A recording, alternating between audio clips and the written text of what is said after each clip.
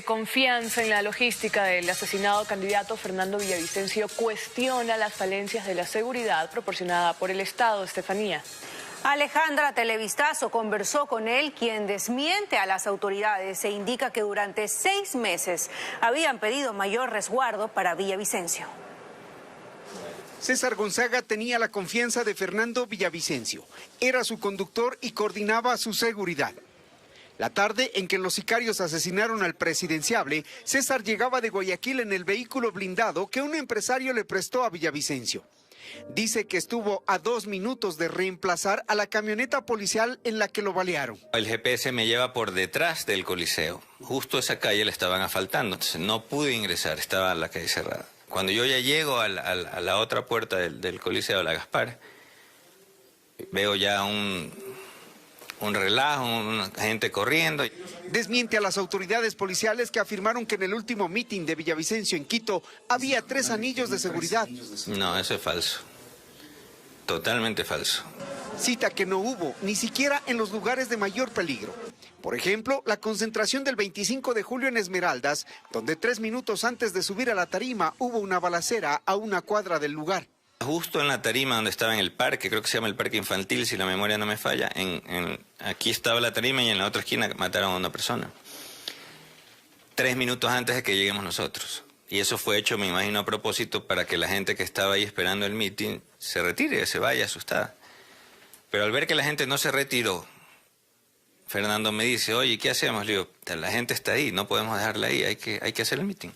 El equipo de seguridad asignado estuvo integrado por un oficial y 3 policías que desde el 2021 lo acompañaron a todas partes. Inclusive ellos no tenían relevo. O sea, no es que tenían vacaciones 2 o 3 días y venían 4 más a suplirlos. No, en ocasiones nos quedábamos solo con 2 policías. Cuando salían Franco 2, nos quedábamos sin carro escolta y solo iban 2 policías en el carro conmigo y con Fernando. Gonzaga espera los resultados de la investigación interna de la policía a los 4 escoltas. Asegura que hace medio año solicitó que equipos de élite protejan a Villavicencio por el riesgo de atentados contra su vida. De que cuando el Estado asume la protección de una persona aquí en el Ecuador es una farsa. Los policías del dispositivo de Fernando no tenían ninguna protección, no tenían chalecos, apenas tenían su pistola de dotación. La tarde de este lunes la policía asignó 3 equipos del Grupo de Intervención y Rescate para proteger a Cristian Zurita y otros candidatos de Construye. Villavicencio venía labrando una carrera política. Tuvo una participación destacada en la última asamblea al mando de la Comisión de Fiscalización. Quien lo sucedería es Cristian Zurita, periodista de larga trayectoria, quien venía siendo parte del buró de campaña del Movimiento Construye y del tanque de pensamientos e ideas junto a Villavicencio. Lenin, Zurita también tiene una lectura sobre lo sucedido con el candidato muerto a manos de sicarios, pero además le corre el tiempo en contra y se ha echado al hombro ese proyecto de gobierno.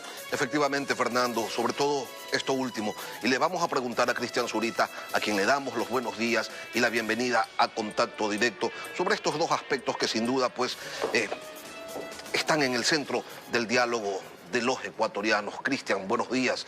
Empecemos por lo último. Ayer en un video recordaba usted la denuncia que presentó a la Fiscalía Fernando Villavicencio, donde indicaba que un grupo de legisladores lo querían matar. ¿Por qué Villavicencio puso esta denuncia? ¿Qué pruebas tenía? ¿Por qué argumentaba que querían atentar contra su vida? Lenin, muchas gracias. Un gusto saludarlo. Pues un saludo a toda la audiencia de Televistazo. Muchas gracias y de Contacto Directo. Fernando Villavicencio hizo esa denuncia el 13 de abril de este año, cuando aún se hacía cargo de la Comisión de Fiscalización y Control Político de la Asamblea Nacional.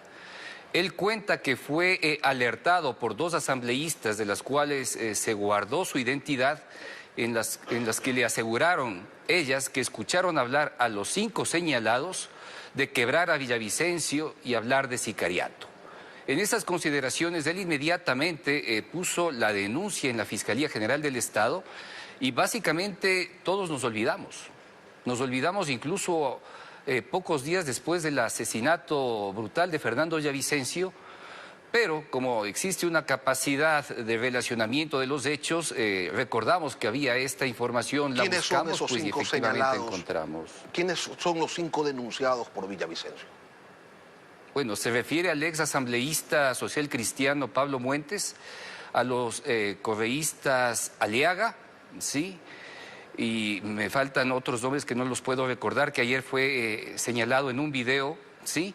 En los cuales pues él lo señala con nombre y apellido y señala las condiciones que se dieron los hechos y pues identifica las posibles razones por las cuales se pudo haber pensado, planificado un acto de esta categoría. Ahora, hay que poner ciertos contextos, Lenin, y es que 2 días antes nos había iniciado un proceso judicial tanto en Ecuador como en los Estados Unidos, Javier Jordán, tanto en contra de Fernando Villavicencio como en contra mía, por el hecho de haber dejado en evidencia la famosa fotografía en la cual se la calificó como el piscinazo de los tetones, ¿sí? Y en la que efectivamente aparece Aliaga junto con otros sujetos directamente relacionados al manejo de contratos en el sector eléctrico, ¿sí? Junto al dueño de esa piscina que estaba en esa casa, Javier Jordán, ¿sí? Esos son los antecedentes por los cuales se dio a conocer nuevamente estos hechos. En esta denuncia que puso ante la Fiscalía Fernando Villavicencio, señalando que le indicaron que 5 legisladores estarían atentando contra su vida, ¿expone también las razones, el por qué? Señala el contexto, porque para entonces tenía un enfrentamiento muy claro con quienes estaban primero al frente del CAL y luego quienes había tenido un enfrentamiento verbal dentro del Pleno de la Asamblea Nacional. Y eran justamente ellos. Incluso casi al final de la Asamblea Nacional se pudo observar enfrentamientos de carácter verbal directamente con Pablo Muentes, ¿sí? Del Partido Social Cristiano, de tal manera que no era desconocido que asambleístas como Roberto Cuero, sí, al cual me olvidaba citar, o Aliaga, tenían un enfrentamiento constante con Fernando Villavicencio. Y no hay que olvidar que luego de la salida de la asambleísta Soledad Díaz y pues la imposición del señor Muentes, siempre hubo una relación por demás polarizada entre los dos. Cristian, en esta búsqueda de la verdad, ustedes como movimiento, como familiares, como amigos de Fernando Villavicencio, ¿le han solicitado a la Fiscalía los nombres de los políticos con los que los sicarios se habrían comunicado, según afirma la prensa colombiana? Bueno, para mí en primer lugar es todo nuevo. Yo no era parte del movimiento Construye, sí, estaba de alguna manera cerca a la campaña, colaborando en ciertos aspectos específicos que Fernando me había solicitado. Pero dentro de los hechos, nosotros ya acudimos en primera instancia a tener una conversación más de carácter informal con ciertas autoridades de la Embajada norteamericana para solicitarle celeridad, ¿sí?, en lo que significa la presencia del FBI en el Ecuador. No hemos logrado todavía tener una reunión formal en la Fiscalía General del Estado, simplemente un poco para conocer procesos de gestión y la forma en que se puede mejorar la rapidez de la investigación, más no conocer las condiciones de la misma. Siempre la Fiscalía ha señalado que toda investigación es reservada. Y pues tratar de contrastar con la información que sobre todo llega de Colombia, que se ha dicho mucho y todavía no se encuentra totalmente contrastada. Cristian, ¿a Fernando lo matan las mafias a las que investigó o lo matan por el riesgo político que significaba para alguna o algunas estructuras políticas aquí en el país? Lo matan porque iba a ganar. Lo matan porque ganando era una amenaza. Si no, de lo contrario, ¿por qué lo harían? Si como asambleísta tuvo la capacidad de denunciar y no sucedió nada, pues como presidente tenía la posibilidad de generar los cambios políticos que se requerían en aquellos puntos en los cuales generó diagnósticos totalmente claros, en los cuales se identificaba en dónde estaban los reales problemas de la inseguridad. Por esas razones es que lo matan. Pero ¿quién lo mata? Obviamente es un asesinato político y obviamente son las mafias políticas las que están detrás. Porque un jefe de gatilleros, por más que sea una banda muy grande, ¿sí?, que dirige a más de 15.000 ciudadanos involucrados en una de esas organizaciones criminales, no tiene la capacidad, ¿sí?, ni el poder político para ordenar un magnicidio de esta categoría. Cristian, esto fue planificado por las mafias políticas, Lenin. Lo puntual, ¿por qué razón Fernando no tenía una protección acorde a su nivel de riesgo? Los policías que lo acompañaban han relatado, personas que estaban pues en la campaña con Fernando, no tenían armas largas ni vehículos adecuados para protegerlo. Era una protección intermitente que en ciertos momentos se manifestaba con fuerza y claridad y en otros con extrema debilidad. ¿Sí? Para el día del asesinato él se encontraba con su cápsula de seguridad tradicional que siempre lo acompañó, pero la cápsula olvidó que debía esperar justamente el vehículo blindado en el que debía embarcarse, ¿sí? Nosotros, días después del brutal asesinato contra Agustín Intriago en Manta, le solicitamos al Centro de Inteligencia Estratégica que reperfile la condición y haga procesos de mayor inteligencia a la condición de Fernando. Y se los hicimos, y pues ellos dijeron que iban a hacer y colocar una alarma directamente en Policía Nacional y en el Comando Conjunto de las Fuerzas Armadas. Se hicieron sendos comunicados a las dos instituciones de seguridad pública, Lenin, y no pasó absolutamente nada. Cristian, pero absolutamente nada. Un profesional de la seguridad no se puede olvidar de cumplir con los protocolos, porque cuando se olvidan, pues la persona a quien tienen que darle seguridad, como ocurrió con Fernando Villavicencio, pierde la vida. ¿Ustedes se quedan con esa versión, con la de que se olvidaron de esperar el blindado? ¿O creen que hay algo más? No.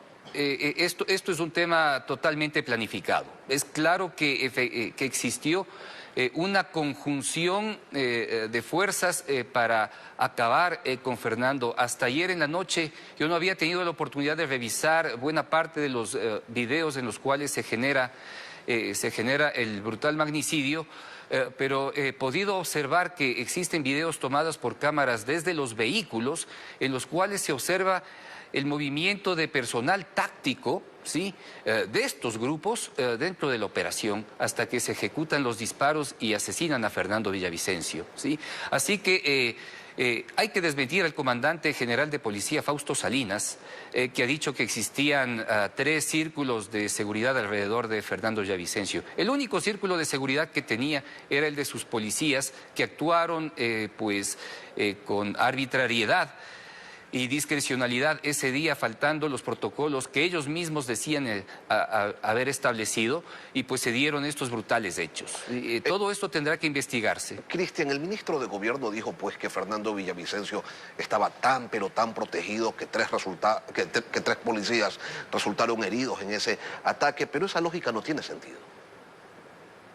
No, eso no es real. Fernando Villavicencio no estaba protegido.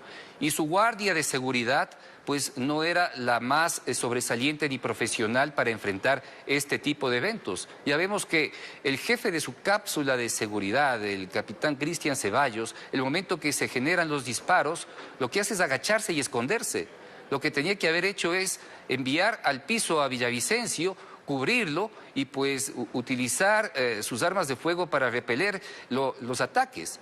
Lo que hacen es justamente meterlo dentro de la camioneta y sin el blindaje necesario, esas balas pues fueron las que terminaron con la vida de Fernando Villavicencio de forma inmediata, ¿sí? Después ellos estaban culpando, pero más allá del tema de la tristeza o de la culpa que se pueda sentir, ellos deben estar en este momento o dentro de un proceso de investigación interna que debe llevar adelante el Ministerio del Interior, Asuntos Internos de la Policía, la Fiscalía General del Estado, y esperemos que existan metodologías claras generadas por el FBI para que esto pueda conocerse con mayor rapidez. ¿Confían ustedes en la labor que desarrolla la Fiscalía y que se instrumentaliza pues en la labor policial? Hay que presionar a la policía, Lenin. Hay que tomar una decisión política valiente y exigirle a la policía, ¿sí?, que encuentre y brinde resultados. Porque la policía sabe todo. Siempre lo ha sabido. siempre lo supo. Si no, ¿cómo es que pueden inmediatamente dar con todos los involucrados en el magnicidio de forma tan rápida como lo hicieron? Porque saben, porque tienen información. Porque lo dijo Fernando Villavicencio en este espacio, Cristian. Él dijo que la policía sabe quiénes son, dónde están, dónde se esconden, cuáles son las rutas, que lo saben todo, pero que no actúan porque algo pasa en la mitad, porque no hay la decisión política de que se actúe. Tomando en cuenta aquello y que usted lo ratifica, ¿les genera alguna tranquilidad la presencia o el acompañamiento de agentes del FBI a la investigación? El FBI va a dotar de metodologías para que la investigación que dirige la Fiscalía pueda ser concretada y ejecutada por la policía en las normas y términos que ellos señalan, porque aquí lo que existe es una gran cantidad de condiciones discrecionales que toman los agentes, ¿sí? Junto con los fiscales. Lo que permite tener es un manual metodológico que permite trabajar con mucha claridad, y tal vez pueda demorar un poco más la investigación, pero permite tener información mucho más clara, y eso es lo que efectivamente se debe solicitar a Fiscalía General del Estado y a la Policía Nacional. Pero tal como van las cosas hasta ahora, ¿ustedes ven que el proceso es el adecuado? ¿Le hace falta celeridad? ¿Le hace falta profundidad? No sé. No ha habido tiempo para aún sentarse y preguntarnos sobre los procesos de investigación sobre el asesinato de Fernando. Sí, eso es un tema que es urgente, es importante, pero en este momento lo que debemos hacer es tratar de salvar una estructura política que él construyó, ¿sí?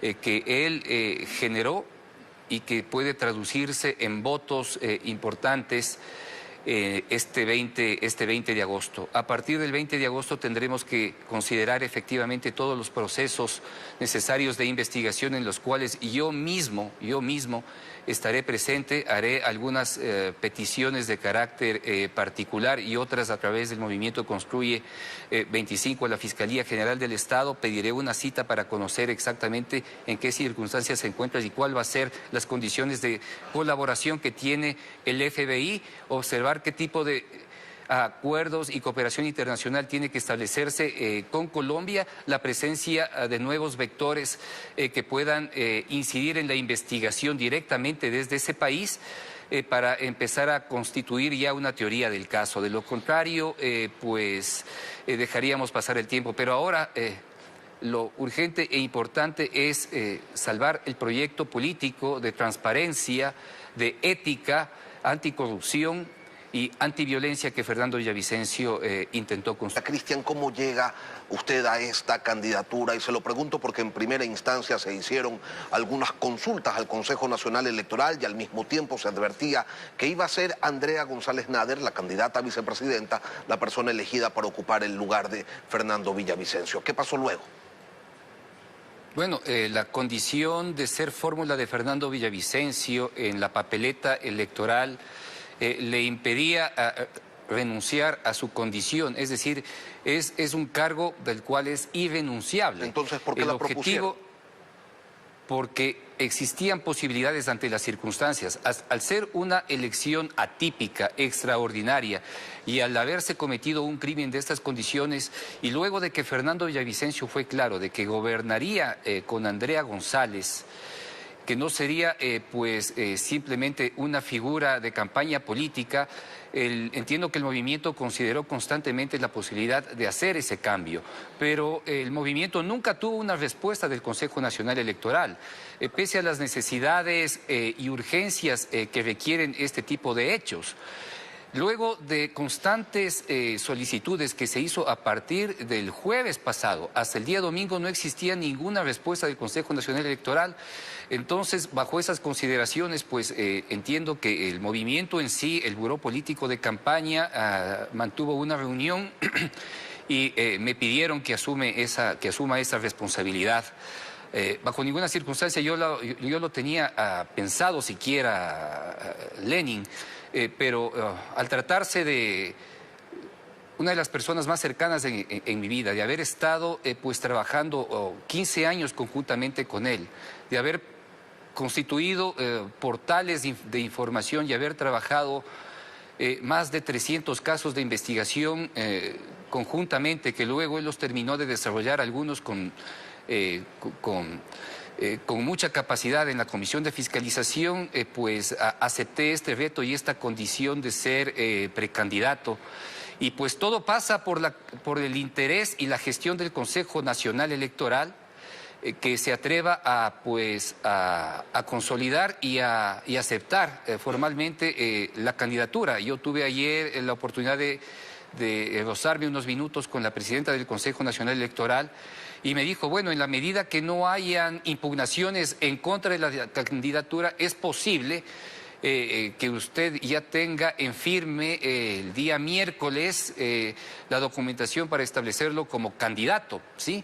Pero mientras tanto no hemos tenido la oportunidad de continuar con el proceso de promoción electoral que el Consejo Nacional Electoral entrega a los medios de comunicación para la pauta y promoción a través de spots televisivos y radiales. Pero antes de llegar a ese tema, Cristian, si sí, alguien lo impugna, entonces la calificación de su candidatura se postergaría hasta después de las elecciones. Así de ilógico y de sinsentido es todo esto. puede alargarse hasta el día mismo de las elecciones, ¿sí? Por tanto, tenemos que esperar y mirar si es que algún sujeto político está interesado en hacerlo. Y la pregunta es que lo hagan. Si lo van a hacer, que lo hagan y que se identifiquen en qué lado están. ¿En el de la democracia o le hacen el juego a las mafias políticas? Eso es importante y preponderante.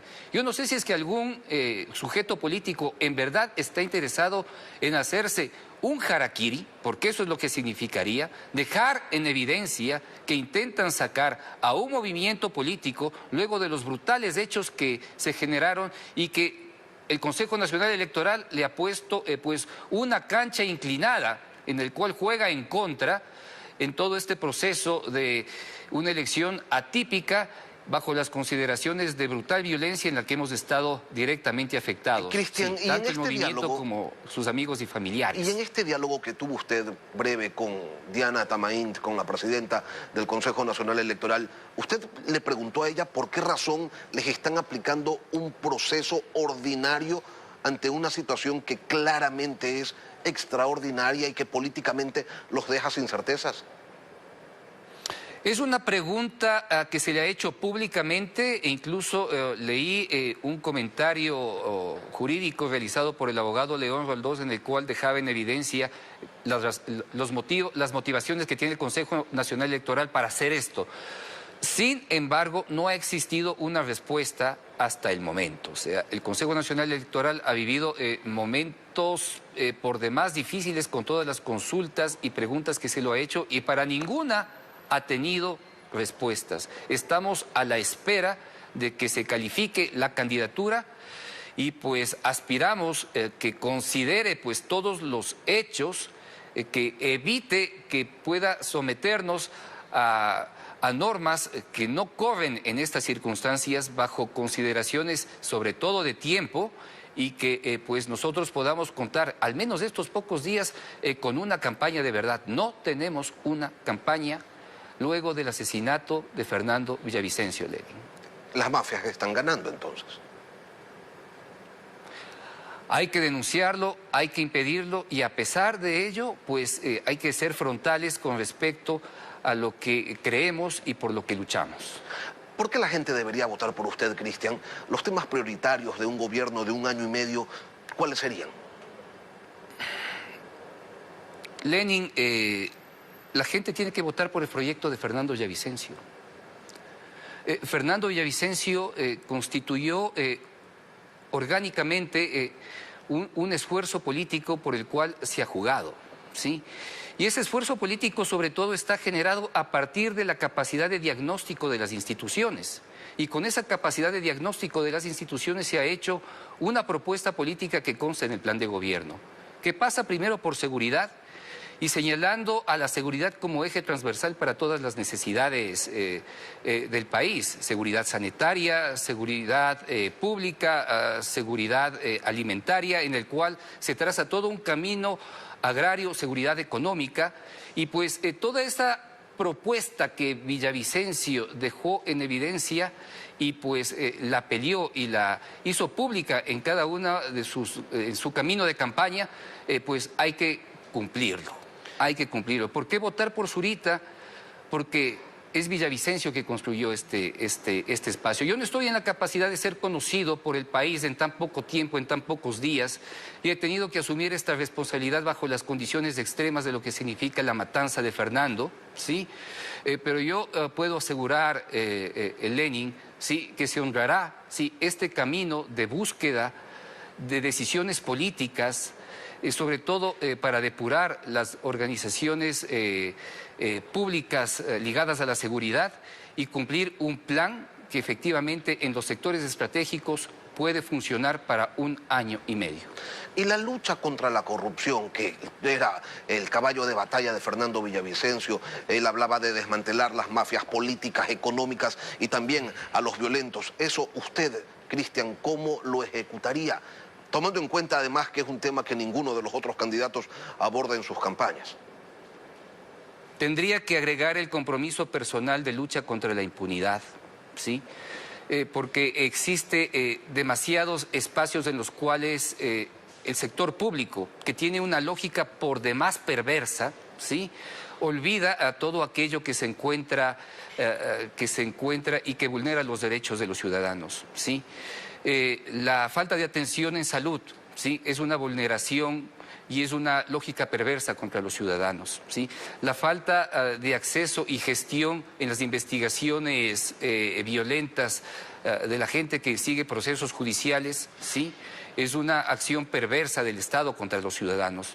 Todos estos temas que son preponderantes y primordiales tienen que asumirse, pues primero con decisión, porque los grandes cambios tienen que venir desde las altas cúpulas, ¿sí? O sea, tiene que haber una depuración real, ¿sí?, de la fuerza pública, tiene que haber el comprometimiento real de invertir en tecnología para que puedan contar con las mejores capacidades para tomar decisiones. Tiene que haber procesos constantes de control en todo el jerárquico superior con pruebas de confianza, ¿sí? Solo así, bajo un control muy claro de lo que significa la burocracia, se puede empezar a construir un mejor tejido social, porque por la burocracia básicamente se estructura todo el tejido de la sociedad. Y si es que esta no funciona, y si tiene una lógica perversa, difícilmente el Estado puede funcionar. No se trata de pensar que únicamente el Ecuador debe funcionar a partir de lo privado.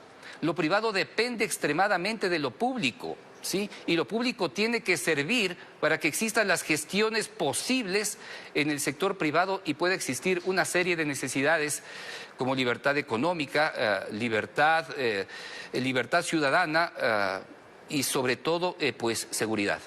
Cristian, usted trabajaba muy frecuentemente con Fernando Villavicencio en las investigaciones que él desarrollaba sobre estos casos de corrupción. ¿Hay alguna que quedó pendiente? ¿Hay alguna que está en proceso y que no pudo ser terminada?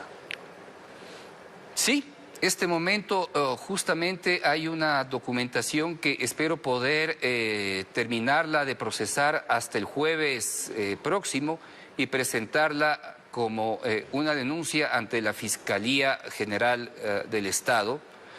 Y pues entiendo que es una información que él quería hacerla pública el día del debate, con ciertos detalles que involucran a un candidato, y pues ya con esa información esperamos poder trabajarla, porque yo conocía de ella de forma tangencial, no particular, y en este trabajo nos encontramos de este momento. ¿A qué candidato, Cristian? Ya lo conocerán. No nos puede dar ninguna pista todavía, entonces. Esperamos terminar justamente el informe para presentarlo en la Fiscalía. ¿Relacionado con el tema de telecomunicaciones? Relacionado con el tema de seguridad. Cristian Zurita, precandidato presidencial por el movimiento Construye. Gracias por acompañarnos hoy aquí en Contacto Directo. Gracias a usted, Lenin. Muchas gracias.